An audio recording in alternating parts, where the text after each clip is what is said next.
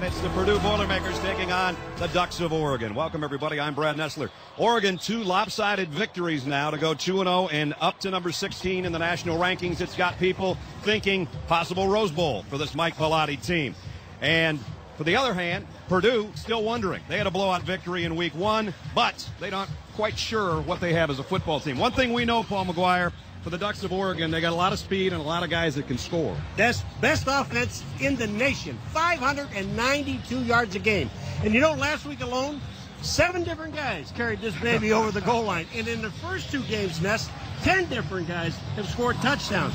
And I'm going to tell you now, if Purdue has a chance to win this football game, and I say a chance, they're going to have to slow down this Duck offense. We'll see if Brock Spack's defense can do that. For the Purdue Boilermakers, they haven't won against a ranked team in 5 years. They need one like this. They need good quarterback play. They've always had that over the years. Our old quarterback, Bob Greasy's on the field taking a walk down memory lane, Grease. Brad, the first time I made this walk, I was a frightened 19-year-old sophomore starting his first game of the season. The butterflies were as big as buzzards. The last time I made this walk, I was a senior 2 years later. The last game of the season against Indiana Hoosiers, we were playing for the right to go to the Rose Bowl. Purdue had never been to a Rose Bowl game before. We won that game, and the place went wild. You're right about quarterbacks. We've always had good quarterbacks. And if Purdue is to win against a great Oregon team here today, Curtis Painter is going to have the game of his life. Mike Bellotti, his team won the toss and deferred. That means they'll be kicking away. Matt Evenson will tee it up. And Desmond Tardy and Corey Sheets will wait on the other end. And we're underway at Rosse. Deep kick and out of the back of the end zone. So Purdue will work offensively at its own 20-yard line.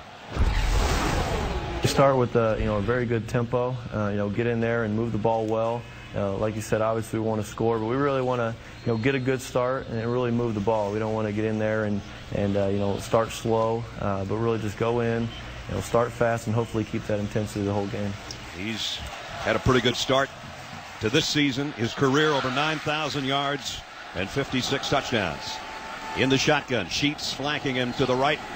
Painter's first throw is a one-hopper intended for Greg Orton and incomplete. Let's take a look at our impact players for Purdue, presented by Best Buy. And obviously number 12 is a guy that's going to be in there. Curtis Painter still looking for a win against a ranked team, however. In the backfield, Corey Sheets has to carry the load now with Jason Taylor out with an injury for the rest of the year. And the guy the first pass was intended for, Greg Orton, is their big play receiver. 3 receivers to the top of your screen on a 2nd down and 10. And they give it off on the ground to Sheets, and Corey Sheets is into the secondary. Down the sideline he goes. Sheets might take it the distance. He's gone. That's what you call Sheets in the wind. I'll tell you what else you call that. That was one of the biggest holes I've seen in a long time. When Sheets got to the line of scrimmage, he even stumbles. And he gets himself, he adjusts himself, he gets back in, and then outruns everybody. But that hole was so wide, he had to score. Chris Summers in for the point after. What a way to start the game on the second play. 80 yards, touchdown. And as Paul said, he had to put his hand down to keep from actually going down in the hole. And 80 yards later, number 24 with his 40th career touchdown. And let's take another look. In the pit, you just take a look at, watch Sheets. Now, when he goes out to the outside, look at the blocking that he has. Wazikowski, number 80, gets a block down. It's perfect. But see the hole here? Here's where Sheets, Bob, stumbles. Now he gets back up, and he's gone.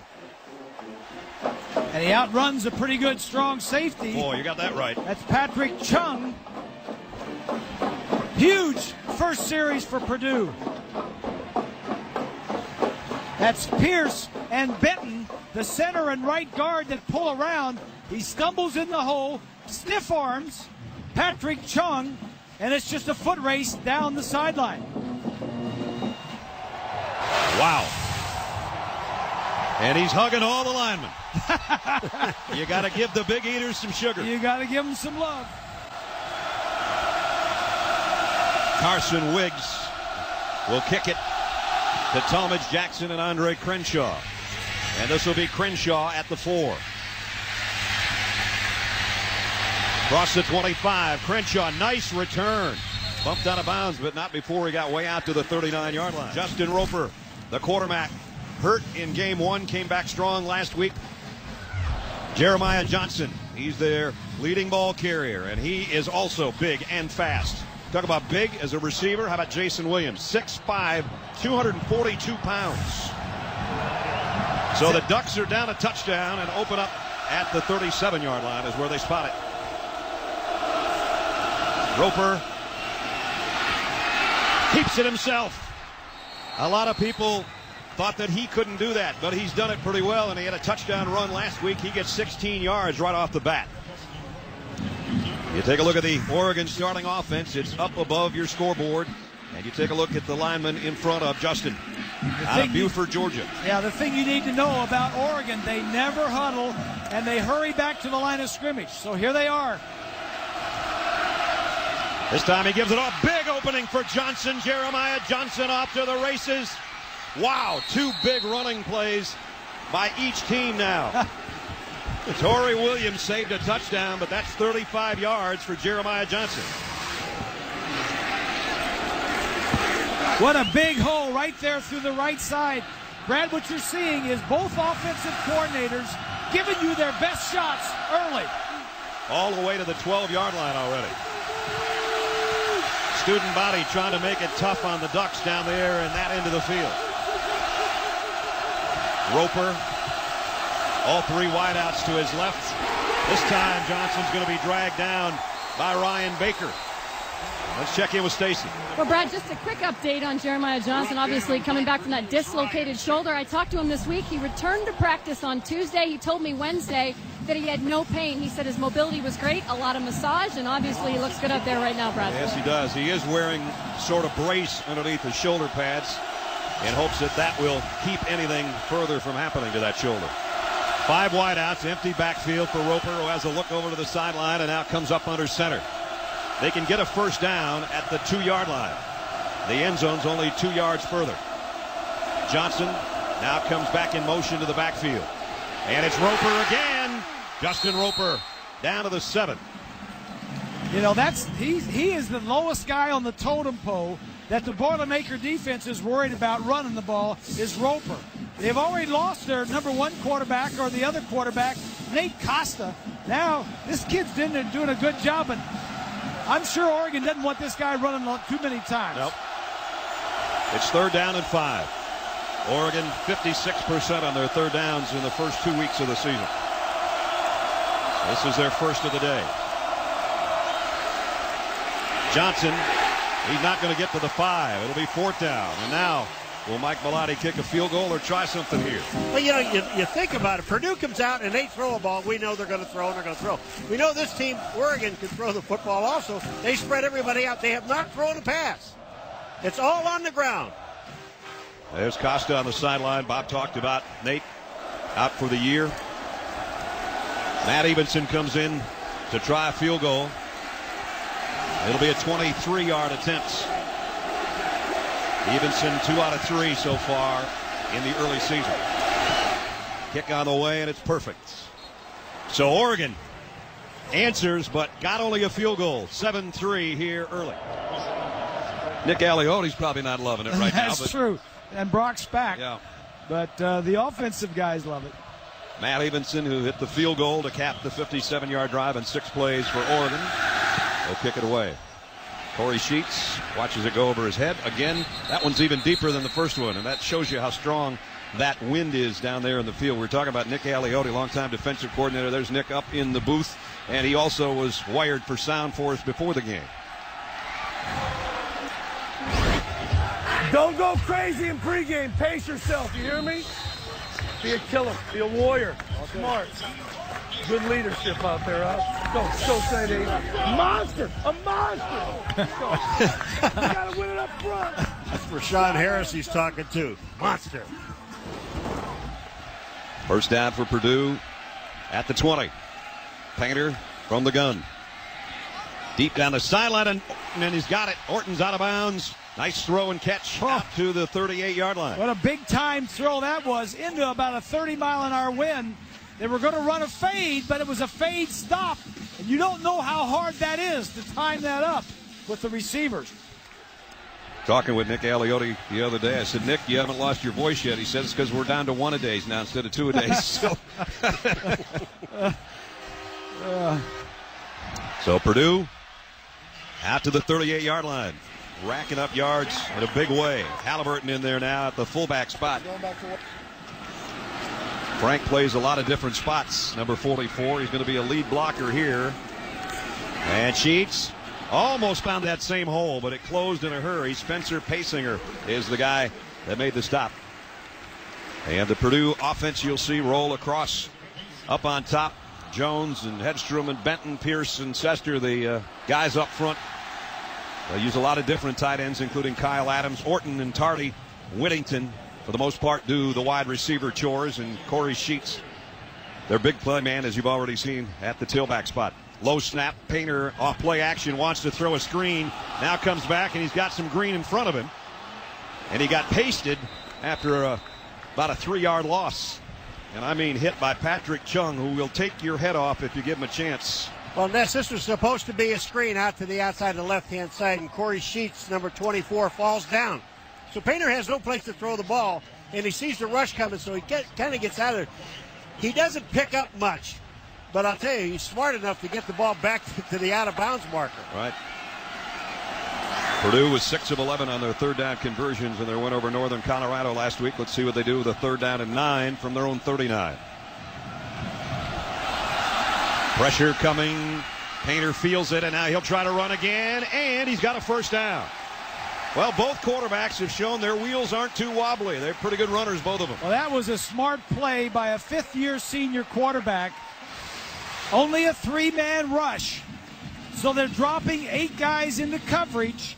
That means you got a lot of guys with white shirts on to cover your guys, but not much pressure on the quarterback. He just takes off and picks it up. 10 yards on a 3rd and 9 on a quarterback scramble. So nice play by Curtis Painter at the 49-yard line. We're in a pretty good number there, isn't he, Grease?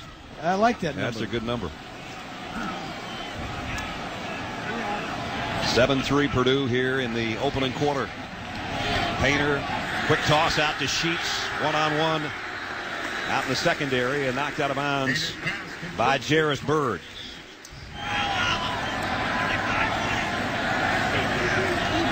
Sheets, big opening on the left side this time by Corey. Only got about 2 yards, though, as Rashawn Harris made the stop. Sonny Harris, they call him. You say he doesn't look any different? No. You better put your glasses on up close. I mean, this guy's frightening. Well, Bob's got a game plan for both these teams. Purdue, they like their home cooking, I know that. Well, they do. They like home cooking with Painter, and on the road, you got to run the football. Oregon does. They're the 4th-ranked team in the nation running the ball. See if Painter can get another third down picked up here. Here comes the blitz. Painter, quick toss and complete, first down and then some. Out to Brandon Whittington. And a nice throw there, too, because there was some heat coming on Curtis Painter. Well, one of the things that the defensive coaches in Oregon said about Painter is this. When you look at him, Bob, and you've watched him enough, they say he can get the ball there in a hurry, and he puts it exactly where he wants to put it. Well, he's a 5th-year guy, too. Not only can he do all that, but he looks you off. He doesn't stare down the receiver that he's throwing the ball to. Got it at the 36-yard line of Oregon. Painter, it's a handoff to Halliburton, the fullback, and the big fella goes to the 35-yard line. And you talk about Halliburton. He's our X Factor, presented by Citi. We like Frank. He does a lot of different stuff. Big guy, 251-pounder. He can play fullback, defensive tackle. He blocked 2 punts. How about that? Last week. How about that? Should have had 3. Yeah, he almost got a 3rd one. So he's our X Factor. We'll see how he does today. 2 tight end set, and Halliburton stays in there. This is about as big a set as you'll see Purdue run. 2nd down and 9, 9th play of the drive. And now Painter keeps it. Painter trying to get to the corner. 30. He's got a first down and then some. How about this? 2 passing teams and the quarterbacks are running all over the place. Hey, they're athletes. They're good runners. There you go. Huh? 19 yards for Painter. Boy, this is such a great play, though, because they put the big backs in. So you figure they're going to power you. So everybody goes to the run game and looks at the run game. Painter just keeps the ball, slides back to the outside. You know what? Curtis is breathing heavy right now after that run. You know, Rod. Maybe his longest ever. Exactly. They're wearing these guys down. They may not last the second half. Down to the now, leading 7-3. The Boilers on the move, and it's Painter. And this time he's going to go down for a loss, sacked by Tukuafu.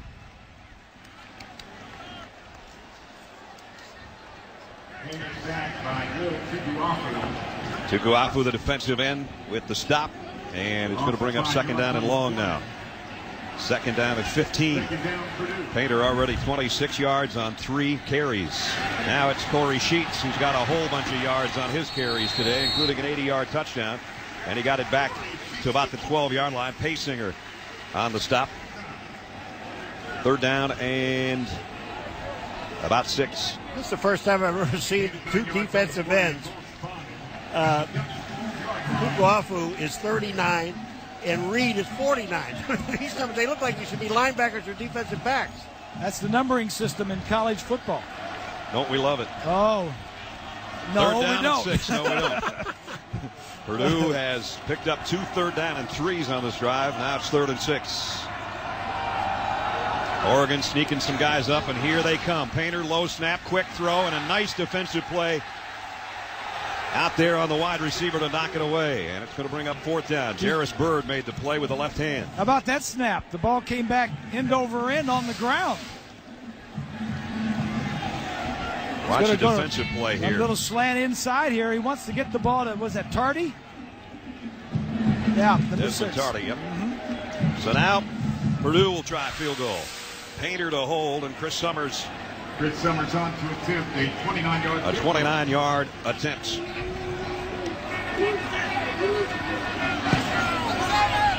Wind got it a little bit, but it hung in there.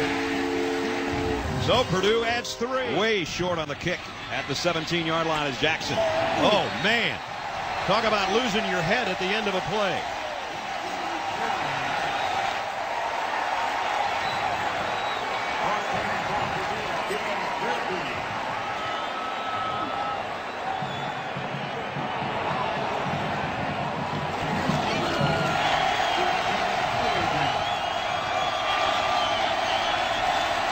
From the 25, Roper, and throws a rope out to the 31-yard line to Ed Dixon. So Oregon finally going to the air. Their big tight end, and he is a big play performer in Dixon. That Boiler Pete's had reason to high-five everybody so far. Corey Sheets, an 80-yard touchdown run on the second play from scrimmage today. Oregon came back to get a field goal. Purdue just added 1 moments ago. It's 10-3, and Roper goes complete to a first down and all the way out to the 43 to Jeff Mayle. Pick up at 12 yards. You know, Ness, you mentioned Ed Dixon. You talk about a team player. In the first game, Roper went down, and they put other quarterbacks in it so to protect him. Dixon didn't even catch a pass in the first game. Now, last week he caught 6. I mean, he is a big, legitimate tight end. There he is on a wing left, number 83. Roper going out. Oh, one-handed catch. Flags are down. Jeff Mayle just reached out and snatched that thing with his left hand in front of Pender, but let's wait and see about the flag. Our referee is, he was a week ago, Dave Whitman. Offside. Defense, number 7. 5 yards from the previous spot. Repeat the down. So they'll get a free 5. That's Brandon King, the cornerback, which meant he was just lined up too close to the wide receiver. There's bump and run, and then they're stepping across the line. A lot of times you see the offensive guy, the receiver will check with the official, am I all right? But the defensive guy never does that. Better start doing it. So Oregon at the 48-yard line. Roper, here's a counter coming back for Jeremiah Johnson, and he got it to midfield. Pickup of about 2. Ryan Baker is the guy that came in to make the stop. Another tradition of college football, Chevrolet Scholarship Program has been recognizing the outstanding efforts of student athletes for 38 consecutive years. And near the conclusion of our game today, we'll select a player of the game from each team. Chevy will make a $1,000 contribution to each university's general scholarship fund. The referee stopped play and backed the ball up a little bit, back into Duck territory. They're going too fast. Yeah. The Ducks had kind of leaked it on Purdue's end of the pond. Got a group out here. blitz. Roper throws. Perfect strike again down to the 41-yard line. See, you put 3 receivers to one side, and that has got to get the attention of your defense. Then you throw the opposite way. And it just looks like Roper he's picking out the one guy that they're playing man-to-man on. He's, forget about those other 3. Let me find the guy that's man-to-man. Here he is down on the bottom again. There's the ranks. Paul talked about it a little bit in the open. How high-powered these guys are. Number 1 in the country, 592 yards a game. And putting up 55 points per game. Nice play fake. Roper on the bootleg and throws on the run, and his man dropped it that time. It was Jeff Mayle who made a really tough catch earlier on this drive, and that one hit him right between the 2 and the 3. Justin Roper, what a story Justin Roper is. Out of Buford, Georgia. Didn't throw many passes at all in high school, and when he came in to Oregon, this is the depth chart last year. Look who's on the bottom. Number 5 on the depth chart. Behind Dixon and Leaf and Costa and Kemp. I know how that feels. I'm going to talk about that right here after Roper pitches out to the corner and out of bounds, short of the first down. Grease, I know you told me 100 times you were in that same spot here at Old Purdue.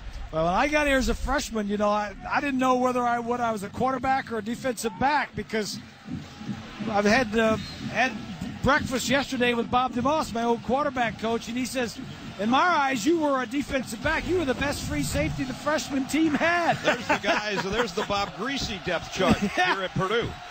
That was my freshman year. Roper drops it here. Late pitch, but he got it out there, and it's a first down. They saved a play. He got it out to Dixon, actually, the tight end, on a pitch. You want to see some heads-up football? I'm telling you, this is unbelievable. And you've got to know this is not a design play. But Roper, the ball is dropped on the ground. I don't know how he got it back to the outside. Roper's out. Harper's in, guys. New quarterback. Roper goes out. And now the running quarterback, the freshman, Harper in there. And he can really run, too. 6'3", 230-pounder. Purdue jumps off sides. He won't have to run here, but he'll try it anyway. And there, you see what he can do. And he's got a first down. I'm going to tell you what, that last play, Bob, you could actually have run behind that play. Well, it was dumb because the defense jumps off sides. First of all, they're waiting for penalty is declined. Yeah, they're waiting for Harper to come in the ball game because they know he's a freshman, true freshman, great runner, not a real good thrower yet. And then they jump off sides to give him a free play.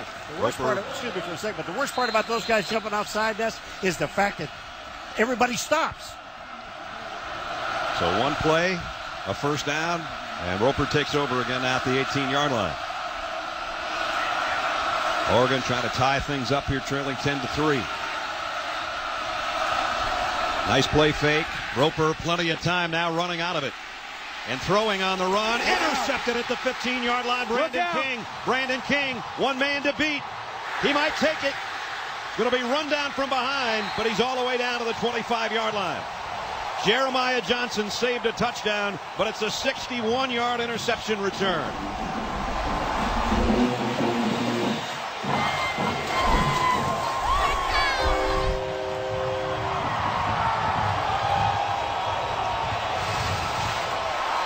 This play starts with good coverage on the left side, and Roper doesn't see King to the inside. He thinks he's got a free man. Johnson on the outside. Jeremiah Johnson, number 24, probably the fastest guy on the field. Showed it there by tracking down King, but all the way to the 16-yard line. And now Painter and company take over there. Painter actually under center this time. And only about a yard gain for Justin Siller. Yeah, and he's not under center very often. No, he's not. Neither one of these quarterbacks, either team, mostly shotgun. Well, you notice when he went under center, that was the first time they sent 6 guys, the first time they really blitzed. So if he's going to go under center, now they know he's close enough, they can get him. Now Painter comes out as a wide receiver. Bob, get a circle. There you go. We're doing a little bit of everything here in West Lafayette. That means Siller is the guy in the shotgun right now. Halliburton with him. Siller is an ex-quarterback. Now he's a running back for Purdue. And he'll keep it. Left side, broke a tackle. And then he's swarmed under Haysinger led the way, but a whole bunch of ducks, a whole flock of ducks over there to make the stop. How long have you been saving that? 3rd down, 5. Final minute 20 of the first quarter.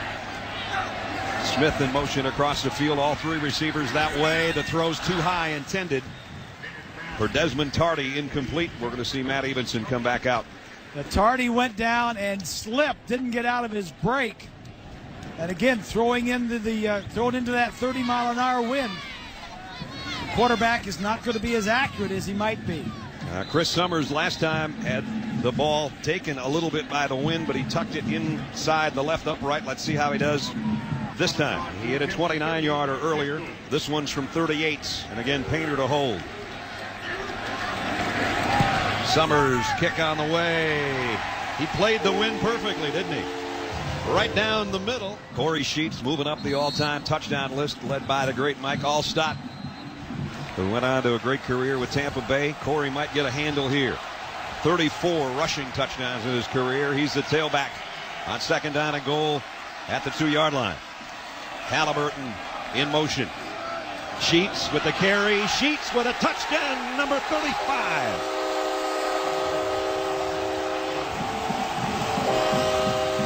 Corey Sheets from 2 yards out.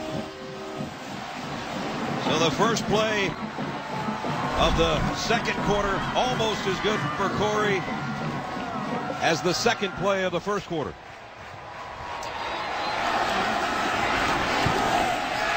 Extra point is good. Purdue strikes again. You remember our City X Factor guy? Yes, sir. Number 44. Watch him lead the way. Kaboom. Touchdown, Purdue. 0 for 1 today. Remember, they failed on that fake punt attempt earlier. Roper down the middle. Another drop pass. Jason Williams, it would have been a first down. And Purdue's defense is playing well, but Oregon's offensive guys are not helping the cause at all. Brock Spack's defense, everybody getting in the act. Grease, here's a fly sweep and staying home and making a great play on the corner. Inside screen, and that one's all wrapped up. And then getting nice pressure on Justin Roper, the quarterback, pretty much all day long.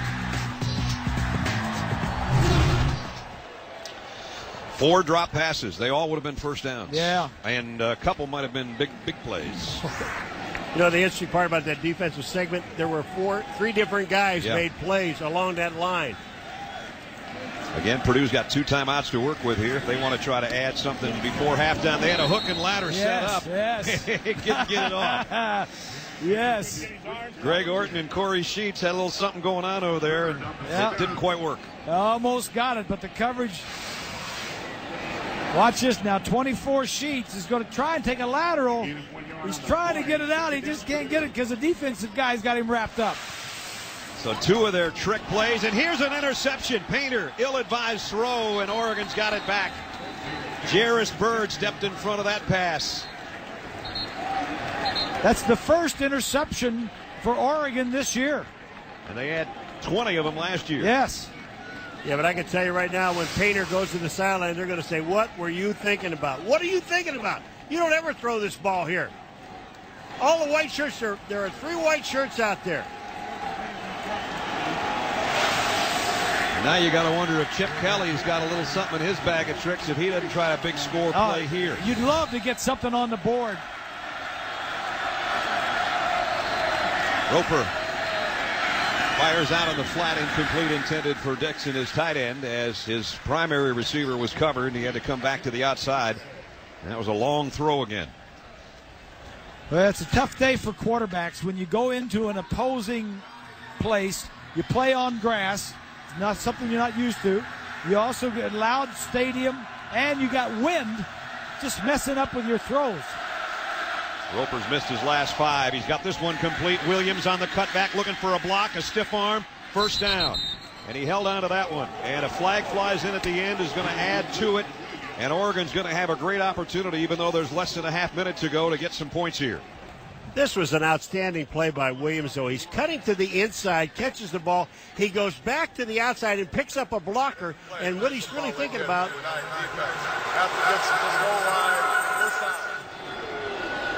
And what he's just thinking about is to get out of bounds. They have 3 timeouts left. Now, here you're going to see the penalty. David Pender. Yeah, that's unnecessary. Well, got it down inside the 15-yard line by penalty. Joe Tiller says, okay, I'm going to talk to David Pender at halftime. At the 14. 3 timeouts left for Oregon. Trying to put points up before halftime. Roper throws and throws it away. And lives to play another down. 20 seconds left. Exactly. It had 3 receivers going into the end zone. Didn't like any of them. They were covered. So he just scrambled out and threw it away. I think if I was Purdue, I'd be worried about where number 83 was. And Dixon's the slot man on the right side. Roper throws to Mail, the underneath guy, and he's got it down to the 8. The little guy doesn't go down easily, does he? No, he doesn't. And whistles trying to stop the clock as Oregon is getting ready to take one of their timeouts. They might add time back onto this clock, I think. I'm not sure. Oregon with a timeout. So they've got 2 remaining. Mike Bellotti there, the head coach, talking with Justin Roper as we take a look at our ESPNU All-State Standings Review. A little bit of a change from a week ago as Ohio State dropped to 5. They get ready for USC tonight. Georgia and Oklahoma still up there 2-3, and Florida number 4. Missouri put it on Nevada today, put up 69. Texas and Arkansas has been postponed because of the hurricane, and that'll be replayed on September 27th. Wisconsin's got a big game at Fresno State tonight. Look out, Badgers. Upset alert. Upset alert. Pat Hill's team is scary.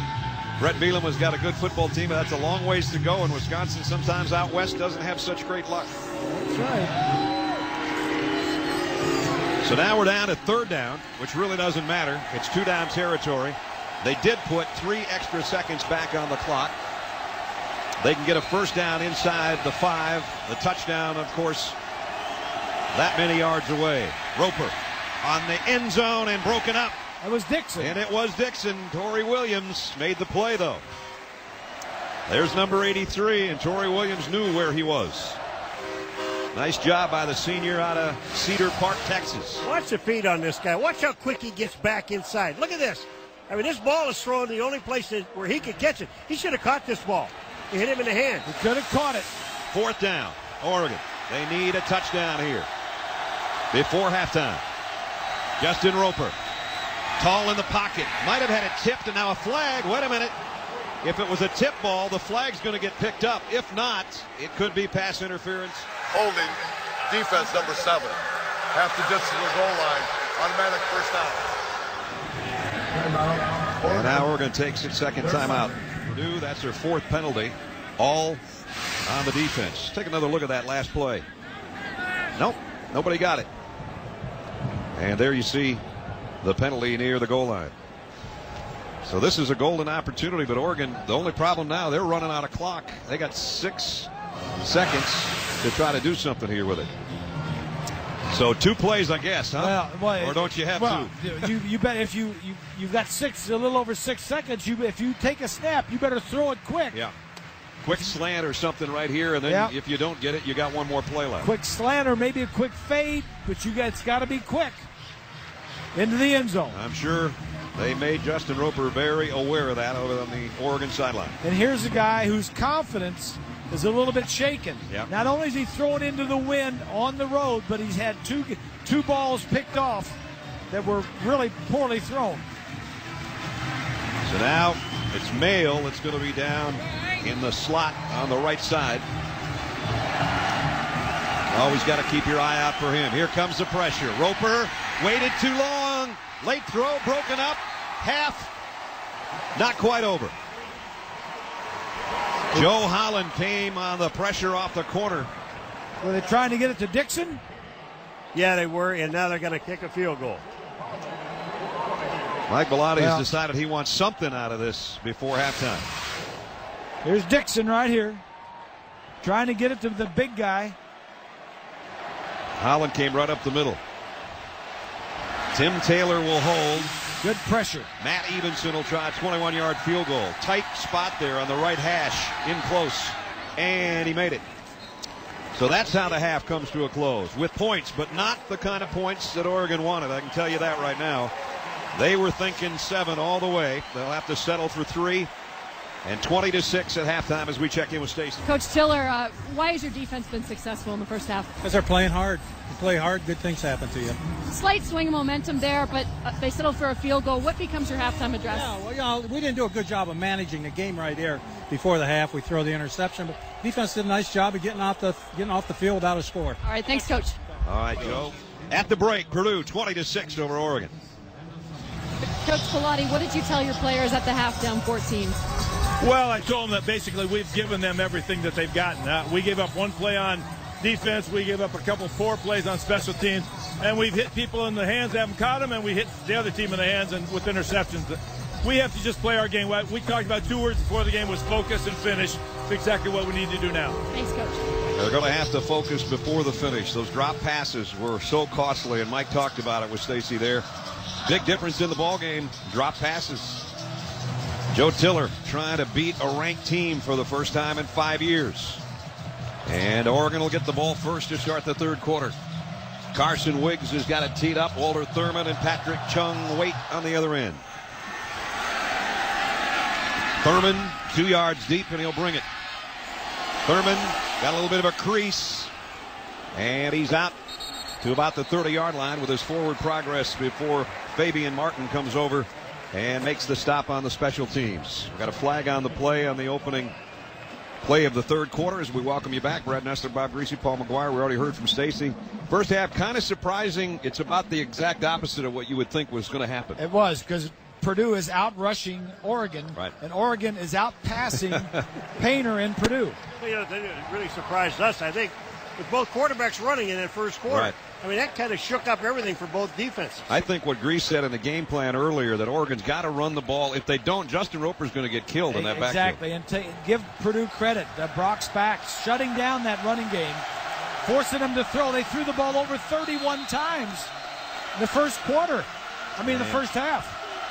Well, look at the statistics that Bob's talking about in a minute here. Right now, they're starting in a hole again because of the holding on the kickoff return. Jeremiah Johnson got about 2 out to the 10-yard line. Our Pacific Life game summary statistically in that first half, and as Bob said, things would surprise you a little bit.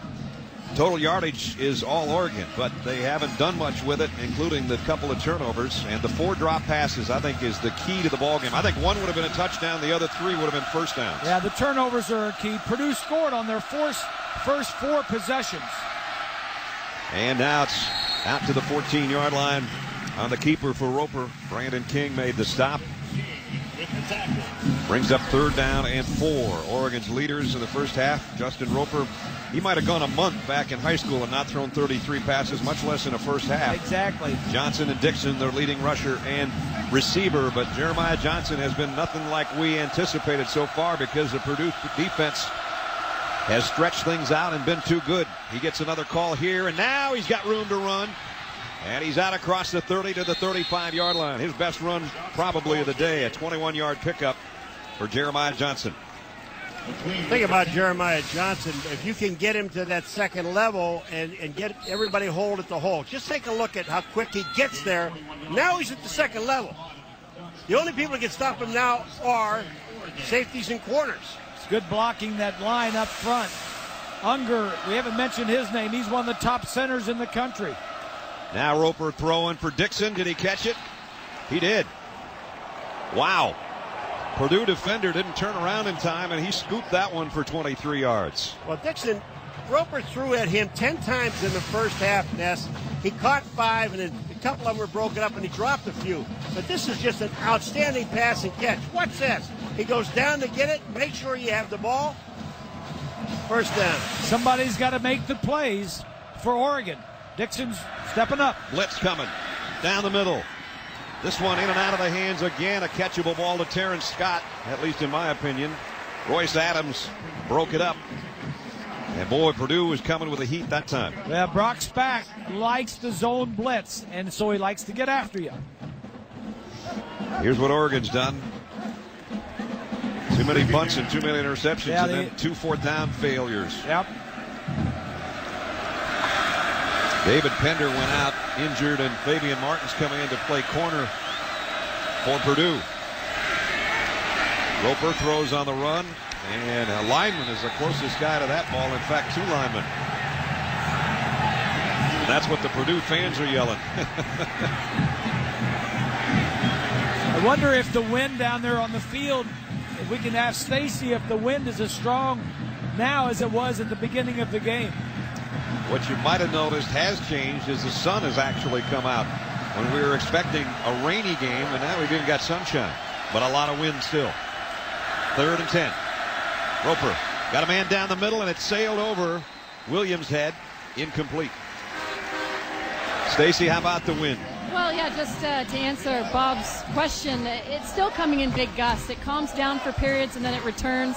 Before the game started, Brad, they were 30-mile-per-hour gusts of wind, so it's still playing a factor down here on the field in my estimation. And it might on this punt that's coming up from Josh Sirey as well.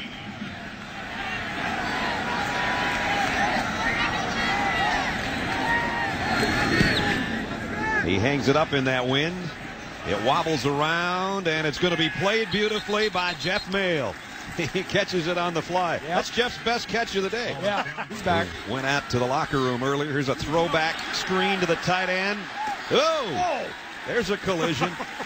I tell you what, Jerry won't even be able to spell his own last name after that hit.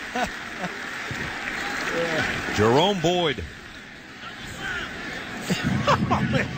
And Patrick Chung. Chung's going out. Well, you know, when you're going forward and all of a sudden, as big as you are, you end up going the other way, you got nailed. Painter, bubble screen out on the other side. That's what Drew Brees did so well here for so long. Keith Smith made the catch. A pickup of 8. And again, another penalty marker down. But Painter is the guy that holds this whole thing together for Purdue offensively.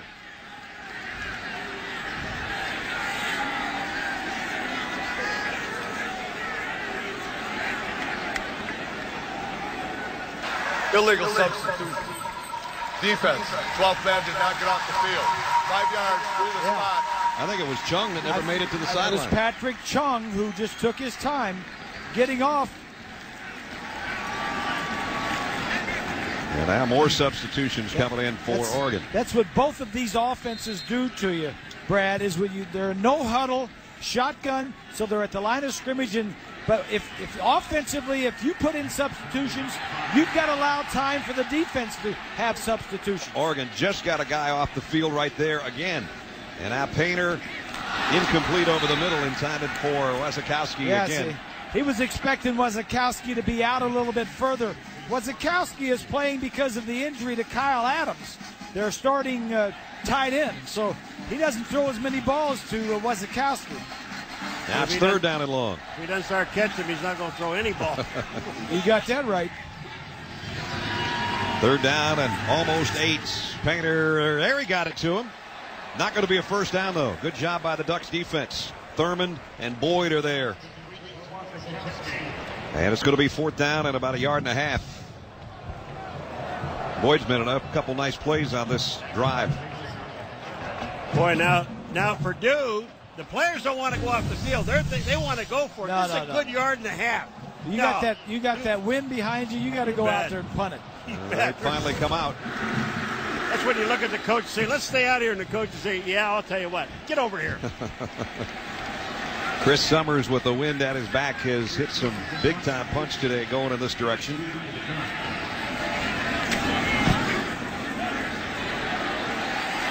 This one's returnable from the 13. Bird on the fly. Bird is going to take it. Jarris Bird. He's gone. Touchdown. 87 yards. And that's the spark the Ducks needed. Funny that the Ducks got productivity from a bird. You know what? You're really ill. Bird did something that the offense couldn't do, and that is get in the end zone. Well, you know what Bird did? If you watch this thing, they had the two gunners on the outside come down. So Bird catches the ball between them. Then you have a wall of about 6 guys. And you think the gate's going to swing here pretty soon on the extra point. There it comes. The swinging gates. Now everybody into normal position as Matt Evenson will attempt the point after.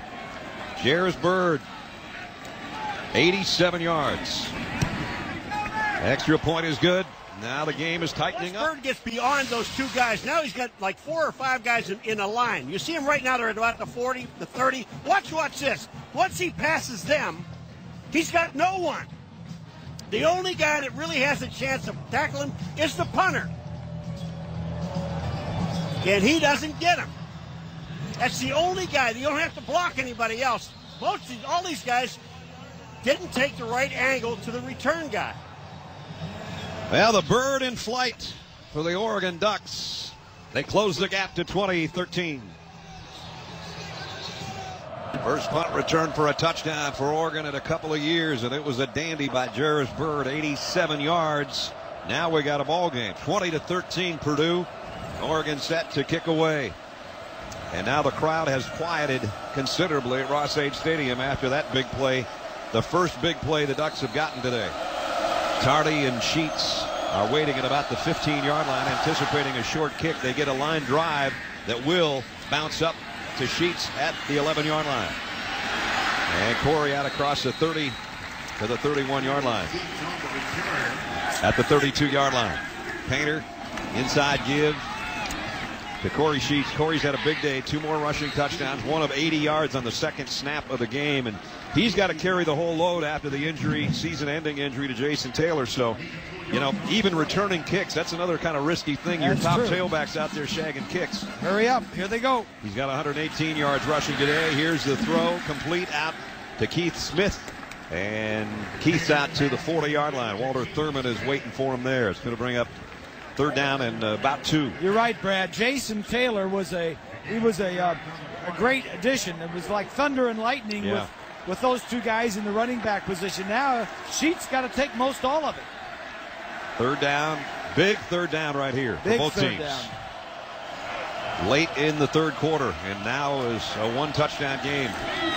Painter, the quick throw. Oh! 1st down, maybe. Keith Smith got hit about 4 times. First, the ball hit him in the hands. Then he ran in to Orton, and then he got tackled. But they're moving the chains. That Bird? That was Bird. He just came back in. He sat out the first 2 plays, and what a play by Bird! The Bird. Watch this collision coming up. Watch Bird here. He sees it coming. Bird's the guy that just ran the punt back for a touchdown. Is that great? Wow. A lot of good hits on that play. And the big thing for Purdue is they did convert the 3rd down. 1st and 10 at the 43. Now Sheets into the secondary. Might have another big gainer. He's all the way to the 42-yard line. Corey Sheets, 15 more yards. I tell you what, I was down on that field for a lot before the ball game. It is hot down there. I guarantee you Corey Sheets had an IV at halftime. Maybe some of those other guys too. Corey Sheets over 2,400 career yards now with what he's doing today, and you see how quick his feet are when he gets in the hole. And he's got a 1st down at the Oregon 42. Painter comes up to the line, maybe changing things up just a little bit. Blitz is coming off the corner. The throw is knocked down by Byrd. There's Byrd having quite a quarter. Now this week in college football history, take you back 17 years ago. Marshall Faulk scored 7 touchdowns and rushed for an NCAA record 386 yards. He was in there because T.C. Wright, who I don't think anybody remembers except Wright's parents, he was injured. So in comes Marshall for the San Diego State Aztecs and goes for 378 and 7. Pretty good game, huh? Not bad. But he turned out to be a pretty good player. Yeah, I'd say he did. And that ball is dropped as well. Painter got it out there. Whittington was sliding down and tried to make the catch going down and couldn't hold on. Talmadge Jackson, the corner, was out there making the play. Joe Tiller's thinking, a year from now I don't have to put up with this pressure. Yeah. You saw Arnett at halftime, didn't you? I saw Arnett, and I said, Joe told us yesterday you guys got a nice motorhome, and you guys were going to wear it out. And she looked at me and she said, I don't like that thing. I said, well, maybe some of his friends and him was going to wear it out. She says, that's the way it's going to be. So he's going to do more driving than Arnett's going to do riding. Oh, yeah. 3rd down and 10. Painter incomplete. Wanted to get a slant to Desmond Tardy, and that was way too far out in front of him. Then she also told me about halftime. She said, is there any way you guys can hire him? Because I don't want to retire. She's not ready to retire. Well, that is the 9th straight time that Purdue has failed to get something out of their offense. They scored on their first 4 possessions, and then the next 9, nothing. You saw, if this lead holds up, Joe Tiller would break the school record for most victories of Greece's old coach. Right now they're tied, Coach Mollenkopf and Tiller. There's another nice play. Yes. Caught on the fly. 2nd time today we've had somebody catch a punt on the fly, and it's down at the 5-yard line.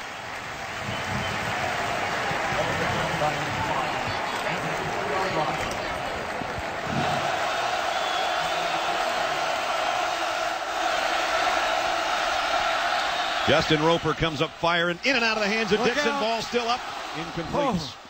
Don't you know that Mike Bellotti had about 3 heart attacks before that ball came back down to the ground? Oh, jeez. That ball stayed in the air a long time, and it ricocheted off the tight end Dixon, who is, without a doubt today, Justin Roper's favorite target. Justin Roper's missed his last 6 passes, however. He's in the shotgun in the end zone. Here's a big opening for Blunt. LeGarrette Blunt. He might take it. Blunt. Hauled down, but not before he got all the way to the 24-yard line. What a run by the big guy, and I mean 240 going 72 yards. He just got to Eugene. He's a junior college transfer, the player of the year out of Florida. And he showed he can run as well as knock him over. Watch this one. Once you get into the 2nd level, bang, right there, there's nobody in the middle of the field. The guy that eventually runs him down is number 9, David Pender.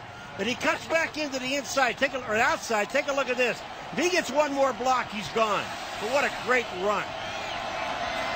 Now it's Jeremiah Johnson's turn. And he got about a yard.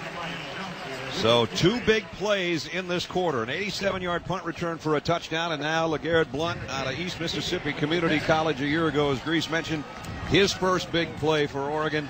A 72-yard romp. He's still trying to breathe over there on the sideline. So he's over 100 yards rushing. Sheets is over 100 yards rushing for Purdue. And it's 20-13, and Oregon's threatening again. Johnson, left side, bangs his way down to the 20. Let's check in with Stacy. Well, Brad, just an observation. This Oregon team looks much fresher in the 2nd half than they did in the 1st. And we talked to Mike Bellotti, Bob and I did before the game. He said they flew in last night. They didn't get to bed until 1 a.m. And, guys, you have to really look at the situation in the 2nd half and wonder maybe they're just now getting their legs as they scored a couple. Well, we've seen teams come west the last couple of weeks, and both came in on Thursday instead of Friday. Here's a little slip screen out on the outside to Williams. Nice shoestring tackle, or he might have broken it and gotten down that sideline for the touchdown. Ryan Baker got way out there from his line position to make the stop. This was a touchdown-saving tackle. I'm not kidding you, because this is gone. Here we are, 4th down. They're going to go again. Well, this one's 4th and short at least. They missed on a couple. And remember, they're in that spread, so Justin Roper virtually never under center. He's going to keep it. Stiff arm, leaning out there, got the corner. And he's knocked out of bounds, but he's got a 1st and goal. The big old quarterback, Greasy. Well, they don't want to run him too many times, but they had that in their back pocket. And they said, if we ever need some yardage, let's do this. Watch this. Everybody's in. All the Purdue guys are here. Now he just has to outrun the guy on the corner there. Just gets out of his reach. That was Holland, yeah, the linebacker. 1st and goal. Now it's Blunt. He got him there, and he got him in. Touchdown.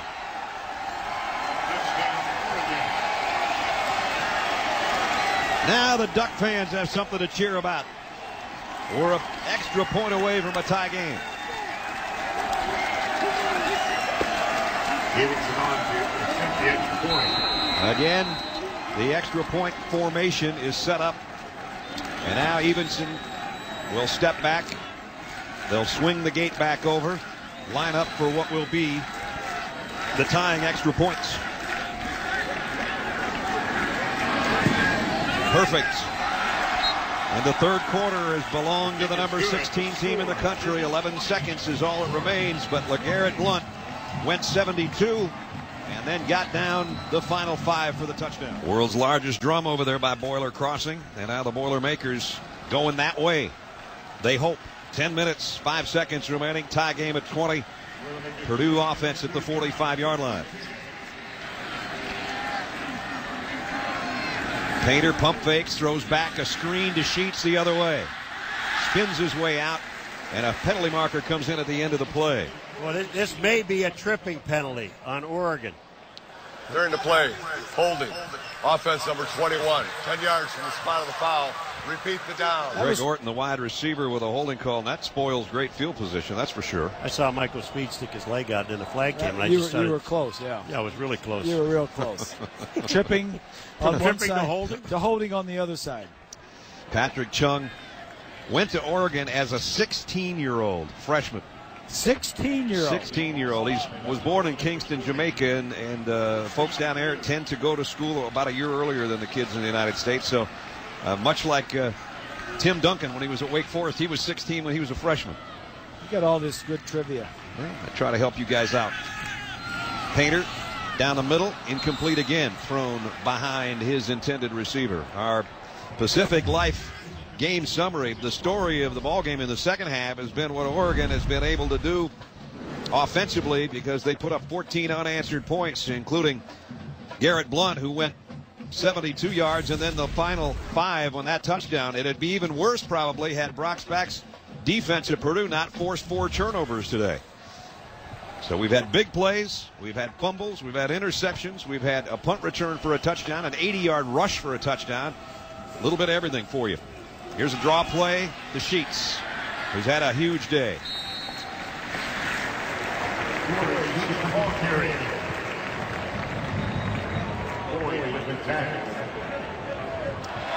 And now Purdue with the biggest third down they faced today. 3rd and 7.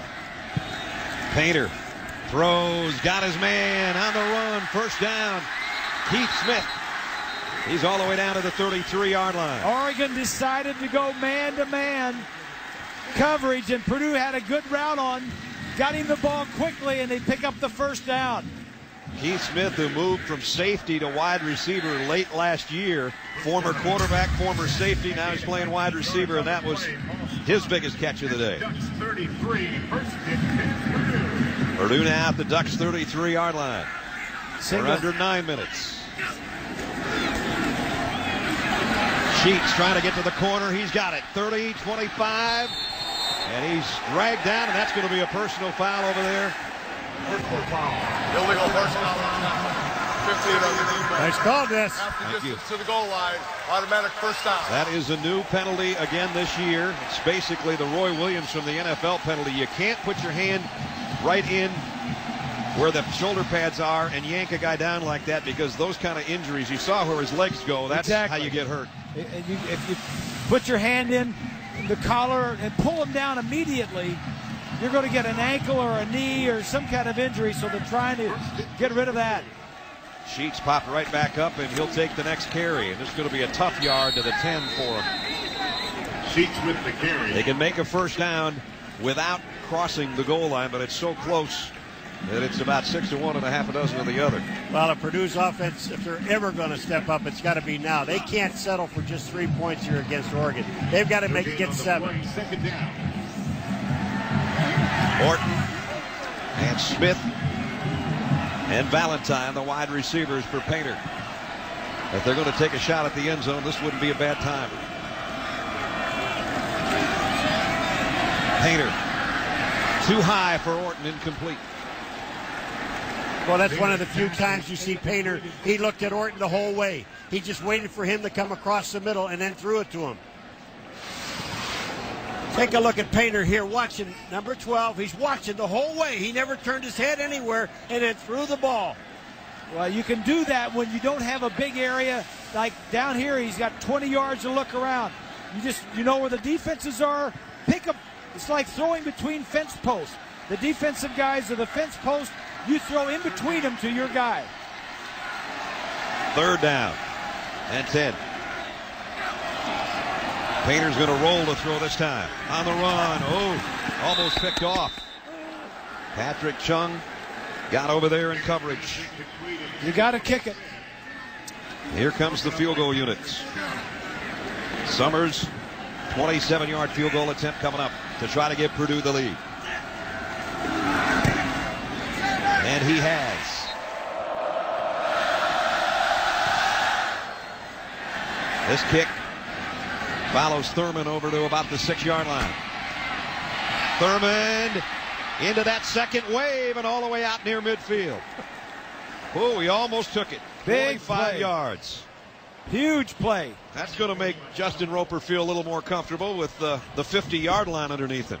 He's their starting cornerback. You got Thurman running the kickoff back, and then you had Bird running the punt return back. Two of the top corners in the country, because of their defensive work, can also get you some stuff done on special teams. There's a quarterback comparison in the ball game, both with a couple interceptions. And that's Jeremiah Johnson. Jeremiah Johnson down to the 34-yard line. Pick up a 16. And Oregon in gear here. It's really hard to hold him down for an entire ball game. And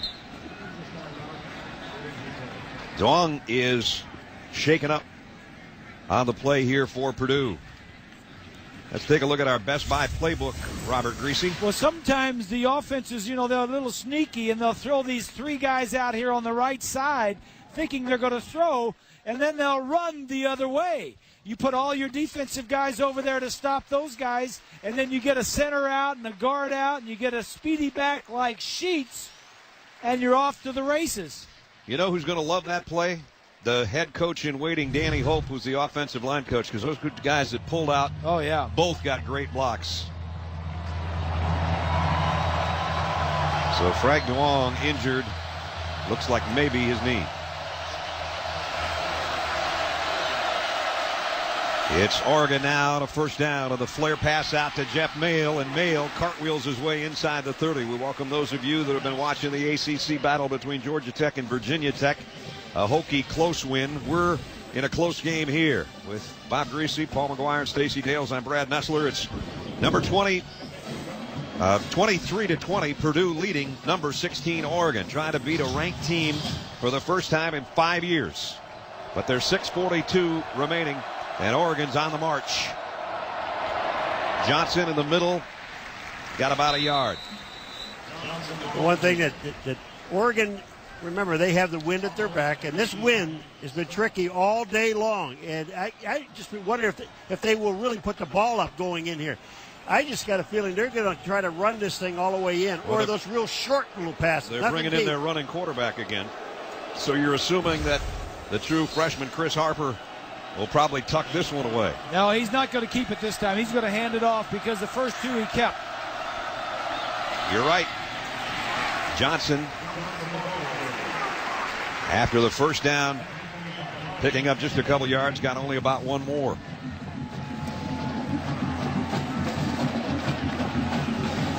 Well, the first couple of times that Harper was in, the true freshman quarterback, he's a pretty good runner, but he doesn't throw much. He ran the first couple of times. So that time you just know that they're going to do something different. Harper has rushed for 2 touchdowns this year in the first 2 weeks. He's also thrown a touchdown pass. Offense, 69, 5 yards. But now it remains. And now they're going to bring Justin Roper back in, and Harper will go out because of that penalty. It puts him in a long yardage situation. It'll be 2nd down and 14. See, when you put Harper in there, I'd rather throw the guy than run him, because what's happening is when they have him in there, Purdue goes to a 7 to 8 man front, and now you can throw the ball out there. Dixon, the tight end's been quiet this half. Here he is in the middle of the field, down to the 21-yard line.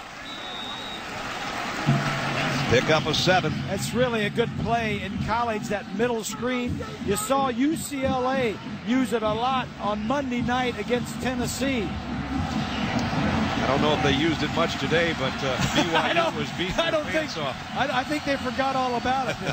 They didn't have much offense today. Last time we saw Max Hall of BYU had 6 touchdown passes. I don't know how many he ended up with, but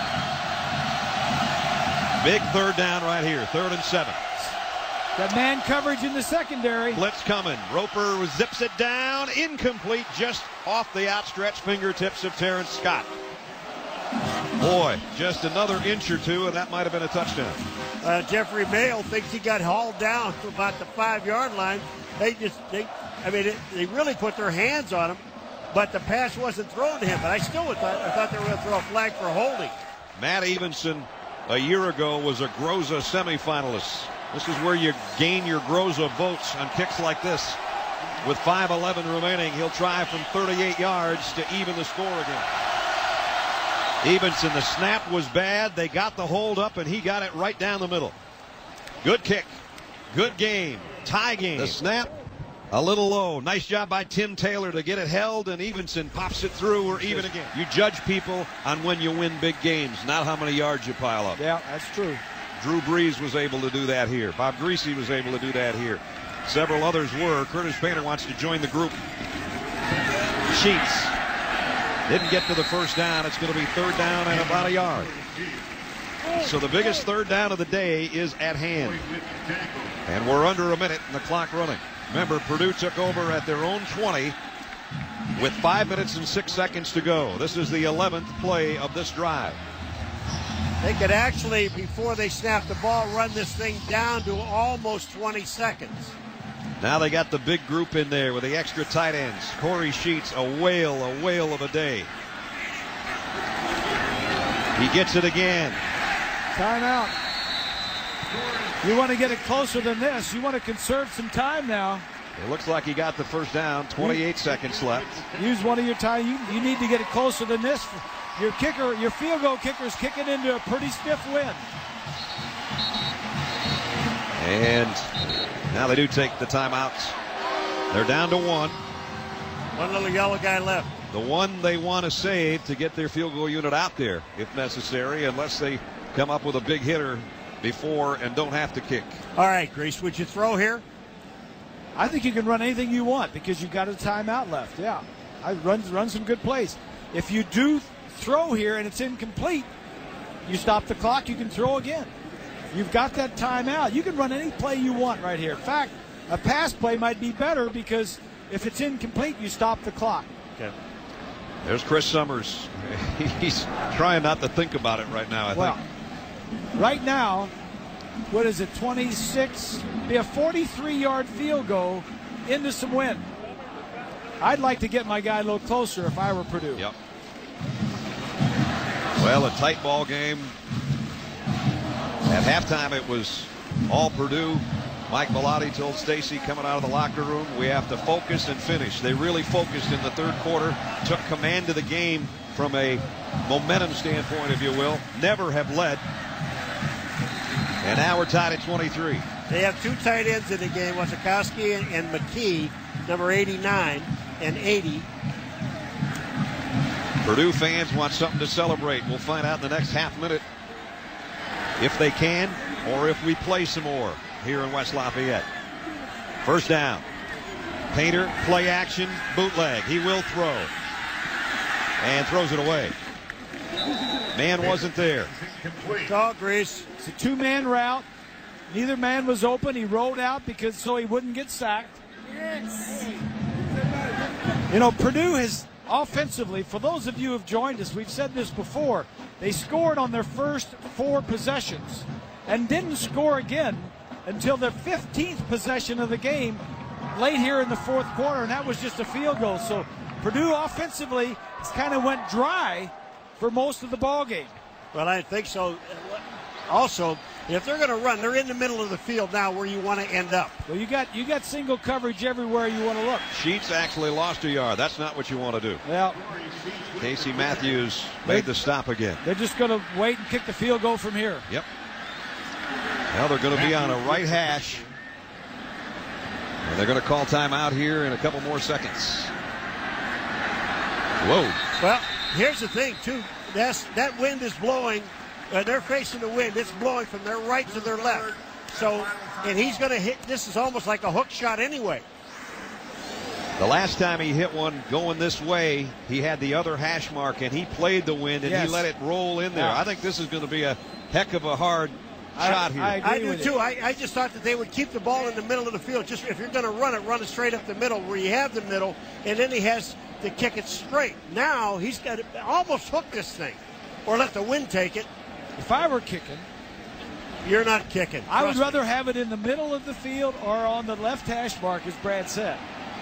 Well, it's all come down to a foot in the game of football here at Purdue today.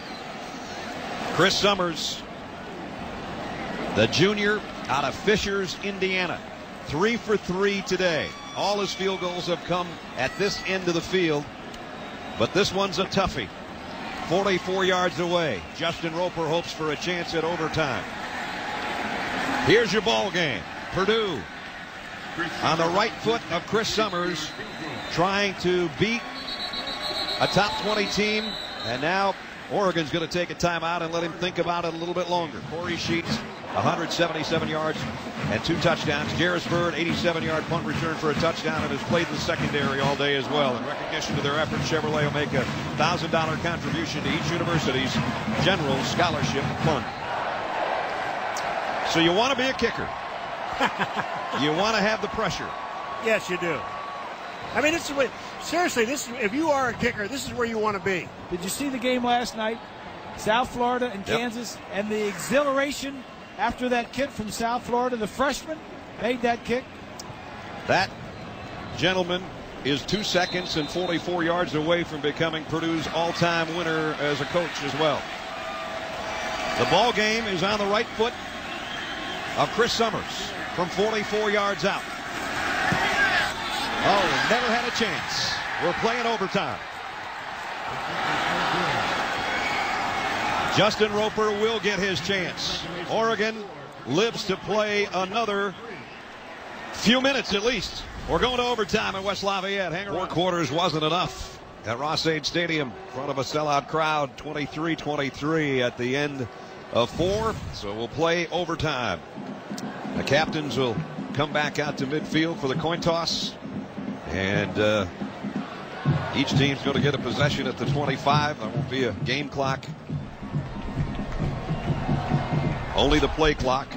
I know it's a disappointed sideline for Purdue right now, but who knows? Chris Summers might get another chance for a kick. Everybody knows what we're doing here now? Yes, sir. Got the toss. You get 3 offense, defense, and inside. You guys know what you're going to do? Yeah. Okay, are we ready to go? Yes, we're here live. Okay, guys, there's the head and the tail. I'm going to do it again. Ready? Here we go. The head. Where'd you go? No, do it again. Call it. Heads. Okay, here we go. Head. He didn't even ask me. It's a tail. Which one you want? We'll be on defense first. We'll be on defense. So Purdue won the toss. They elect to go on defense. That's the call you always make in this instance, because you want to know what you need when you get to overtime. The way we got to overtime, great performances by a lot of guys, both defensively and offensively today. Comes down to Mike Bellotti calling a timeout. I don't know if it had an effect on Chris Summers, but the kick never had a chance. It never did. And like I said, I would like to have been on the other hash marker in the middle of the field, or had the offense get me closer. That was a tough field goal to make. You know, in the first half, you wondered where was Oregon the first half. In the second half, they just took over the ball game and came back and tied it up. Well, it should be an exciting finish now. We're going to see Justin Roper and company on offense for the first time here. The coin toss, we already had that. Each team gets a possession from the opponent's 25. No game clock, only a play clock, and you have to go for 2 if we get to the third overtime situation and we're still tied up. LeGarrette Blunt, who had a long run today and a touchdown run, is in the backfield with Justin Roper. And he gets the call. Blunt's only got about 2 yards. Maybe eked out 3. Joe Holland, the linebacker, made the stop. He's been actually a little more effective than Jeremiah Johnson today. He has. 240-pounder. Yes. And you know that all those fluids people took in at halftime are running out again, guys. Yep. 2nd down and 7. Roper has a look over to the sideline and now comes back to the spread formation in the shotgun. 3 wideouts to the left. They go the other way. Blunt just banging his way down to the 17-yard line. Holland again made the stop. 5 more yards for LeGarrette Blunt. Big call here, pressure call. Offensive coordinator Chip Kelly, who has done an outstanding job with the spread offense at Oregon in the 2 years that he has been here. Big call here because he needs to make a first down. If not, he's got to try for the 3. I'm not sure I wouldn't run the quarterback on the keeper. There he goes. Did he get there, though? I don't think he made it. Nope. He's short, and he's shaken up. Oh, boy. Holding his left knee, which has got a brace on it already. And not getting up, Justin Roper. This is the last thing you want to see. Go to overtime. And your starting quarterback comes up like that. Oh, man. That's tough. Nate Costa has already been injured and out for the season with a knee injury. The end of the play. Maybe just got it twisted. Oh, the landing. It was Torrey Williams landing on it that I think was the problem at the end of the tackle. But one guy's holding it, and then the other guy hits his body and kind of twists his lower knee. There's Chip Kelly, and that tells the whole story. Not only is your quarterback down, it's 4th down, about a yard to go. You have a good running quarterback in the freshman, Harper, but I don't know if you want to put the pressure of a 4th down run on him. There's Nate Costa already on the sideline on crutches. And now Justin Roper gingerly walking off. Well, they're going to kick it, Brad. The field goal kicker is out there. Evenson comes out. He's 3 for 3 today as well. Even if he makes it, then Purdue knows that a touchdown would win it. Evenson from 33 yards out. Kick on the way, and it's good. So Evenson gives him the lead, but it's a precarious one at best. You'd want to have a touchdown in a perfect world in overtime. What do you think goes through Chip Kelly's mind? A year ago, Bob, they're just cruising right along. Yep. Dennis Dixon goes down. Good point. I asked him, I said to him, I don't want to bring up any bad memories or anything. I said, well, what did you think when you saw Dennis Dixon go down last year? He says, I was looking for another job. Well, they started off 8-1. Beat USC and they beat Arizona State. Then Dennis Dixon gets hurt and they lose the next 3 ball games.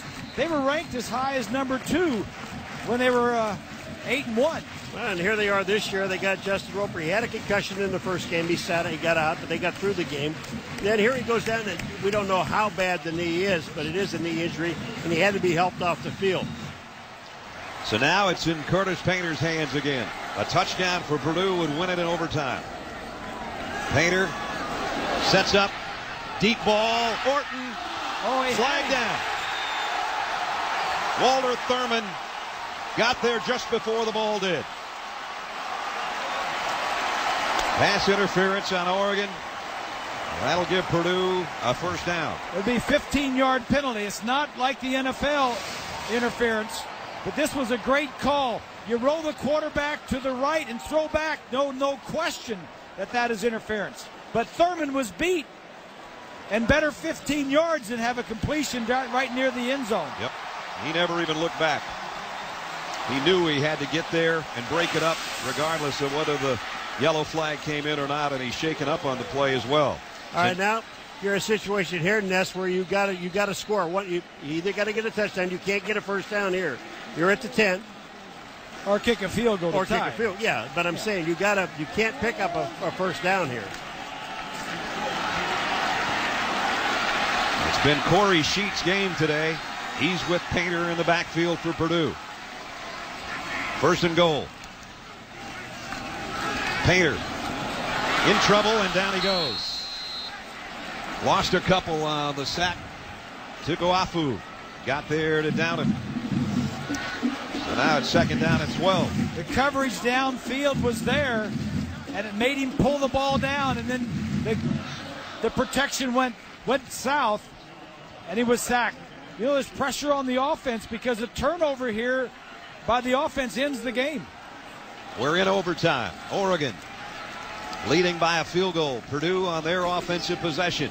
Corey Sheets gets back to the original line of scrimmage and then another yard, and it's down to the 9. Let's check in with Stacy. Well, Brad, I'm down here observing Justin Roper on the Oregon sideline, and they've attended to his left knee. They've done some ligament testing, and I read the words of one of the doctors. They said, let's get some crutches and put you on some ice. So I don't know if he'll be returning in this game, Brad.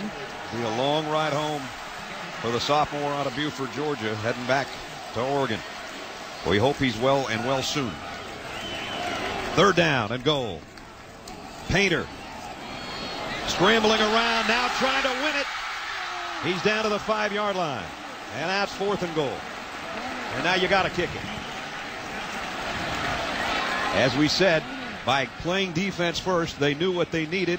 Obviously, the touchdown wins the ball game, and we all head out of here. But now Summers, who missed from 44 yards at the end of regulation, will have basically an extra point attempt this time as a field goal. It'll be a 21-yard attempt to try to send us to a second overtime. Summers up and good. We do play to a second overtime. And they'll work from the 25-yard line again. Curtis Painter right back out there. Yeah, boy, you got to wonder if whatever kind of score, or if Purdue doesn't score, what Oregon's going to do with Justin Roper over there on the sideline with a bag of ice on his knee. Pretty much that means, will they not be able to throw, or will they bring in a third quarterback? Well, Masoli, Jeremiah Masoli, was a guy that has played in both of the first 2 ball games. He's a junior college transfer, and he has stepped in and thrown some balls, and they've run their whole offense. With Harper, the true freshman who has played here today, they have not run their entire offense. All they have done with him is run the ball. So then you think about, now what would Purdue do if they come in there with just Harper and not Masoli? Do you change your defense and you start blitzing? There's Masoli, and he's strapped up. He's got the helmet on for the first time today, so I think he's the man that's going to get the call. That's a tough call. Yeah, it is. Wouldn't you think he'd be throwing? Just to get loose? Why don't you just go in overtime at a Big Ten stadium that far away from home, try to win it for us, would you? Yeah. He's been sitting on the sideline for 3.5 hours drinking Gatorade and just wondering what I'm going to do on the bus ride and the flight home.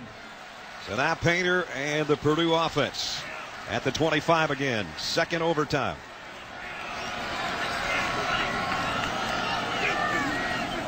Painter pump fakes. Now the ball is out, but one of his linemen has scooped it up. Trying to break tackles is Justin Pierce. That could have been a disaster had it not been for big number 72. Well, I wanted to see Justin make a little move there. Yeah. I think he made all of them he could.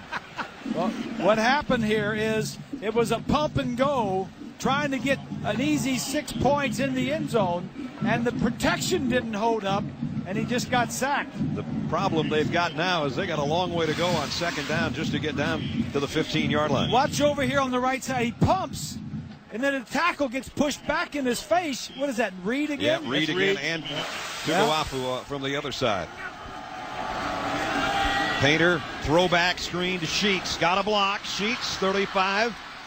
Fighting his way back to the 30-yard line. Only a pickup of about 6. All right, now what you're looking at, you're just trying, it would be 3rd and 15. You're just trying to get the ball down there where you can kick a field goal. Well, if I'm going to throw, I'm looking at Orton. I'd at least want to get it to the 20, if you could. 3rd down at 15. Summers again working the nets. They're going to need his leg unless they come up with something big on 3rd down. The first down marker's way down to the 15-yard line. Painter, plenty of time. Throws over the middle, and it's broken up. And now the line of scrimmage is still the 30. Oh, boy. Well, this would be about, 48-yard field goal, but they have, the wind, what wind there is now, they have it at their back. Remember, Chris Summers going the other way, missed from 44 at the end of regulation. This one will be a 47-yard field goal attempt to try to give Purdue a 3-point lead. Summers from 47. No way. And now Purdue's in some trouble. Chris Harper's in that huddle, Ness. You certainly don't put the blame on Chris Summers. I'm not meaning to do that at all. It's been a long football game that's had a lot of opportunities for a lot of people. And while he's missed the last 2 kicks, I don't think they're going to hang a loss, if it ends up being one, on him. There's Harper. There's Harper. And he's got Jeremiah Johnson back there with him. High snap. Harper trying to run. Purdue trying to stretch it out, and they do. And they come up with a big defensive play. Loss of 5, almost 6. It looked like he was thinking about throwing that ball. I know this was a running play, and they knew it. If you looked at what Purdue did, Purdue had 7 men in the box. So they're not even really, they were playing almost single-man coverage downfield, and they went after the quarterback, which they should do.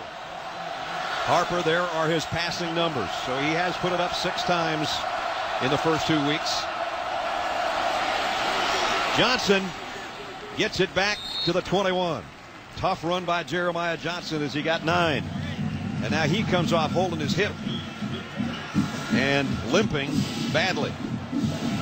All right, I think they are back in field goal range. I think Evenson can make a field goal from 47, 48 yards. Evenson's career long is 51. Get it back in the middle of the field. And that's what they do, but they get the first down and then some. All the way down to the 11-yard line. Now, do they want to send him out and say, let's just kick this thing and go home? Evenson says, I'm ready.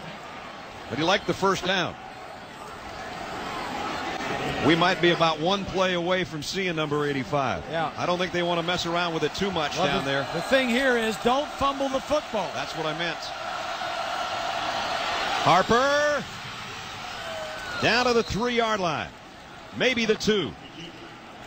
And they can get another first down at the 1-yard line.